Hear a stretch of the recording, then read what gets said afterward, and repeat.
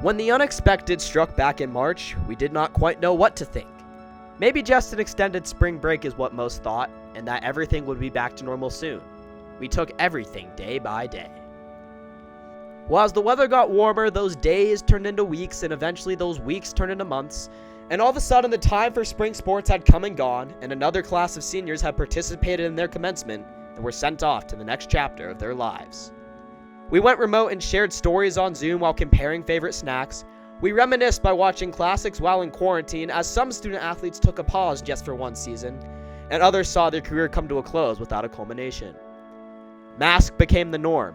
6 feet is still the latest unit of measurement. And while we're all battling a health pandemic, some say that wasn't the only pandemic tearing through our country. We not only stood together, but we stood up for one another. We learned when it was our time to speak, and when it was better just to have open ears. Social distance, privilege, quarantine, systemic, and essential all became words of the summer, and words that are now embedded into our everyday lives because the fight is not over. When the calendar turned to August, it seemed as if the lights would be left off on Friday nights this fall, and that we would wait until spring to kick off another season. But it turns out, it was not quite what it seemed.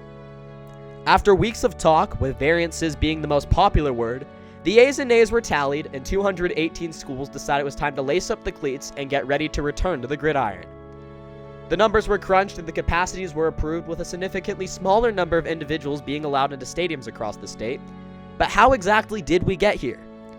We stayed home when we were told, we masked up not only for ourselves but for our neighbors, and we cheered every evening for those who were deemed essential and stayed home from our responsibilities so they could go to theirs.